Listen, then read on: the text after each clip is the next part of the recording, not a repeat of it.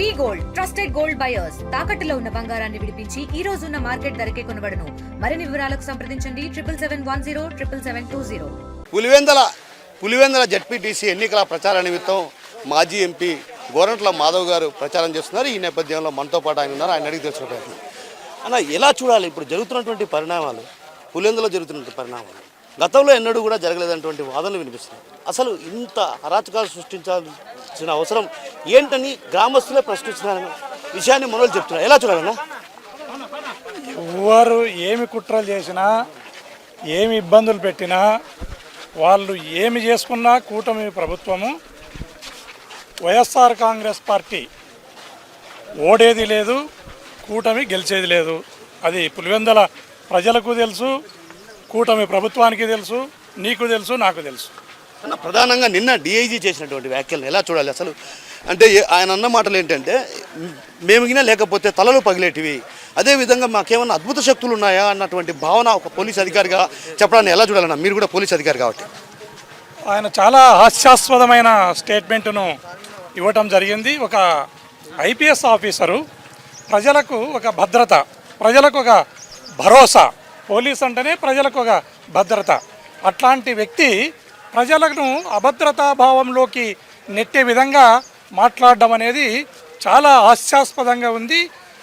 తలలు తీసేస్తారు అనే మాటను ఫ్యాక్షనిస్టులు, నక్సలైట్లు లేదా ఏ అసాంఘిక శక్తితో మాట్లాడవలసిన మాటను స్వయంగా డిఐజీ గారు మాట్లాడడం అనేది ఈ రాష్ట్రం యొక్క శాంతి భద్రతలకు ఆ మాటలు ప్రతీకగా, ప్రతిబింబంగా మనము భావించవచ్చు. ఇది ఒక దివాలా కోరుతనానికి నాందిగా మనము అనుకోవచ్చు. గత 2 రోజులుగా కూడా ప్రత్యేకించి దాడులు జరుగుతున్నాయి. ఒక రకంగా గతంలో కూడా ఎన్నడూ జరగలేదన్నటువంటి వాదనలు వినిపిస్తున్నాయి. అసలు ఈ దాడుల సంస్కృతిని ఎలా చూడాలన్నా? ఇప్పుడు పులివెందల అంటేనే పులివెందల ప్రజలన్నా, ప్రాంతం అన్నా వైఎస్ కుటుంబానికి కనెక్ట్ అయిన ప్రాంతము, కనెక్ట్ అయిన ప్రజలు ఉండే ఏరియా ఇది. ఇక్కడ ఈ హైటెక్, లోటెక్ లేదా ఇంకో టెక్, ఏ టెక్ అయినా కూడా, ఏ ట్రిక్కులు కూడా ఇక్కడ పారవు. ఖచ్చితంగా 100కి 100% అఖండమైన మెజార్టీతో వైఎస్ఆర్ కాంగ్రెస్ పార్టీ అభ్యర్థి గెలుస్తాడు. దానికి ఎవరికి కూడా అనుమానం అక్కర్లేదు. ప్రధానంగా ఆదినారాయణ రెడ్డి గతంలో ఏదైతే ఎమ్మెల్యేగా ఉన్నప్పుడు, ఆయన మంత్రిగా ఉన్నప్పుడు కూడా ఎమ్మెల్సీగా బీటెక్ రవిని పోటీ చేసినప్పుడు ఆయన వ్యూహంగా ఈ విధంగా చెప్పుకున్నటువంటి పరిస్థితి. అయితే ఎలా చూడాలన్నా? అదే పరిస్థితి కొనసాగుతున్నటువంటి భావన. ఆయన క్లబ్లో ప్యాకాటలో గెలిచవచ్చు, లేకుంటే పబ్బులో డ్యాన్స్లో గెలిచవచ్చు, కానీ ఈడ జనాన్ని గెలిచడం అనేది సాధ్యం కాదు. ఇది ఇద్దరు కూడా బీటెక్ గుర్తుపెట్టుకోవాలా, తర్వాత ఆదినారాయణ కూడా ఇది గుర్తుపెట్టుకోవాలని నేను తెలియజేస్తున్నాను. వాళ్ళు కేవలం క్లబ్బులో ప్యాకాటలో గెలిచినంత ఈజీగా ఇక్కడ గెలుస్తామనే భావన ఉంది వాళ్లకు. ఆ భావనను వాళ్ళు విడనాడాలి. వాళ్ళు ఓటుకు 10,000, ఇంటికి 20,000 అనే నినాదంతో ముందుకెళ్తున్నారు. వాళ్ళ 10,000 ఓటుకి ఇచ్చేది, లేదా వాళ్ళు 20,000 ఇంటికి ఇచ్చేది, అదన్న సంతలో పశువులను వదలకాల ఇక్కడ మనుషులు పులివెందుల్లో ఉండేది. ఈ మనుషులను ప్రతి ఒక్క ఓటరు కూడా జగన్మోహన్ రెడ్డి లాగానే ఫీల్ అవుతారు. ఆ ఓటర్ని కొనడం అనేది వాళ్ళ తరం కాదు, వాళ్ళ అబ్బతరం కాదు అనేది ఈ సందర్భంగా చివరిగా ఒక్క మాట అన్న, అంటే ఏదైతే ఎర్రబల్ల చెరువుకు నీళ్ళు ఇచ్చాము, అదేవిధంగా అరటి రైతులకు కూడా మేము గిట్టుబాటు ధర ఇచ్చాము, కాబట్టి ఖచ్చితంగా మా వైపు ఉన్నటువంటి వాదనలు వాళ్ళు వినిపిస్తున్నారు.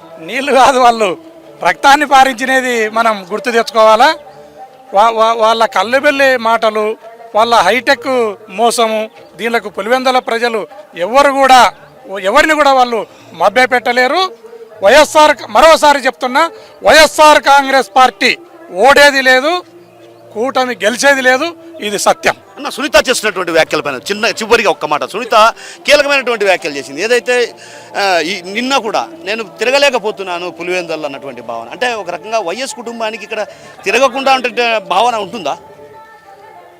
ఇప్పుడు ఆమెను మనం బాగా గమనిస్తే, ఎప్పుడు ఏ సందర్భంలో, ఇప్పుడు కూటమి ప్రభుత్వము ఏర్పాటై సంవత్సరంన్నర కాలమైంది.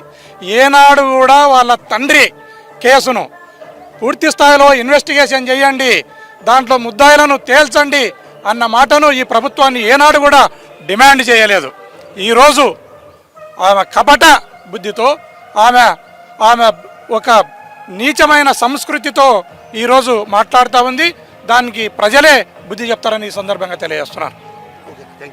సో మొత్తం మీద ఏదైతే పులివెందలలో జరుగుతున్నటువంటి ప్రచారంలో పాల్గొన్నటువంటి గోరంట్ల మాధవ్ మాత్రం కీలకమైనటువంటి వ్యాఖ్యలు చేశారు. ఏదైతే రాబోయే రోజుల్లో ఖచ్చితంగా ఇప్పుడు జరుగుతున్నటువంటి ఎన్నికల్లో ఖచ్చితంగా వైసీపీ గెలవడం ఖాయం, దాన్ని జీర్ణించుకోలేదే ఈ విధంగా దాడులకు పూనుకుంటున్నారు. అదేవిధంగా ఓటుకు నోటు అన్నటువంటి సిద్ధాంతాన్ని ఒక రకంగా తెరపైకి తీసుకొస్తున్నారు. ఇంటికి 20,000 ఓటుకు 10,000 చొప్పున పంచాలనుకుంటున్నారు. అయితే ఎక్కడే కానీ వైఎస్ కుటుంబాన్ని ఓడించడం అంటే అది అసాధ్యమయ్యే పని.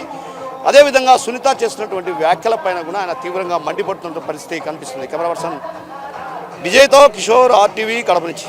తెలుగులో న్యూస్ కి ఫాస్టెస్ట్ యాప్ ఇప్పుడు టోటలీ న్యూ అవతార్లో జస్ట్ 5 సెకండ్స్ లో complete news. Social media trends కి one stop solution. Live TV app voice search option తో ఇప్పుడే డౌన్లోడ్ చేయండి లేదా అప్డేట్ అయిపోండి. యాప్ లింక్ డిస్క్రిప్షన్ లో ఉంది.